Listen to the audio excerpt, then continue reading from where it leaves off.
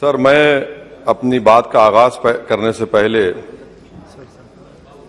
ایک شعر پڑھنا چاہوں گا جس سے جموں کشمیر کی عوام کے ان کے جذبات اور ان کی تکالیف کی عکاسی اس ایوان میں ہو سکے گی۔ شاعر نے کہا کہ آج وہ کشمیر ہے محکوم و مجبور و فقیر، کل جسے اہل نظر کہتے تھے ایران صغیر، سنائے افلاک سے اٹھی ہے آہ سوز ناک، مرد حق ہوتا ہے جب مروب و سلطان و امیر، کہہ رہا ہے داستان بیاداری ایام کی، کوہ کے دامن میں وہ غم خانہ دے خانہ پیر۔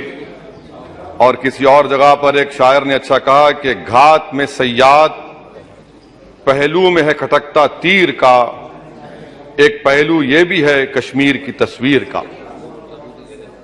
سر میں یہاں پر یہ بات صاف اور واضح طور پر کہنا چاہوں گا کہ آر ٹی آئی کے اپلیکیشن میں یہ کہا گیا جواب میں کہ 30 سال میں 1724 ملیٹنٹس کو حکومت اور فوج نے، پولیس نے ان کو مارا، ملیٹنٹس کو، یا ان کی موت ہوئی، جس میں سے صرف 89 کشمیری پنڈت کا قتل ہوا۔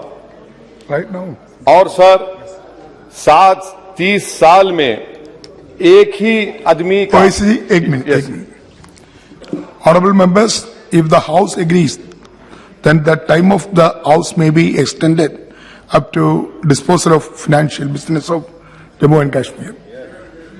Thank you. Please continue. اور سر حیرت کی بات یہ ہے کہ کشمیری پنڈت کے تعلق سے بڑے غم اور آنسو بہائے جاتے ہیں، مگر 30 سال میں ایک ہی آدمی کو کورٹ نے اس کو سزا دی، اور وٹنس کون تھا؟ کشمیری مسلمان ہردے ناتھ ونچو کے قتل کے کیس میں۔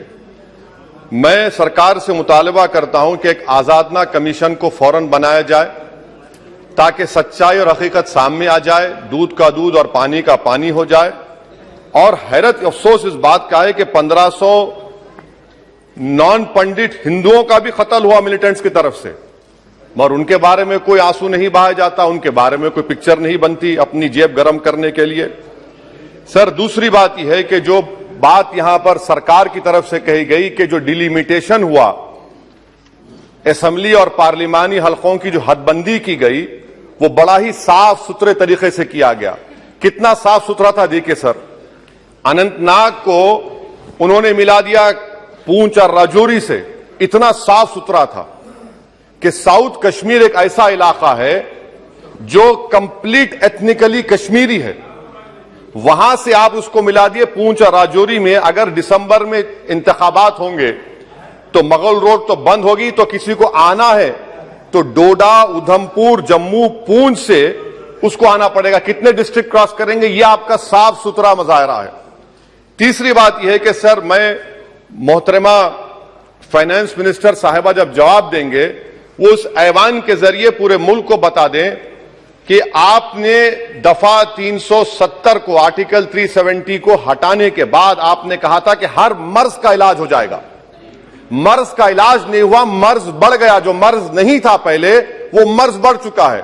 میں آپ کے ذریعے سے محترمہ فائنانس منسٹر صاحبہ سے جاننا چاہوں گا کہ اس ایوان پر آپ رکھ دیں کہ کتنا ایک پیسہ انویسٹ ہوا نہیں ہوا۔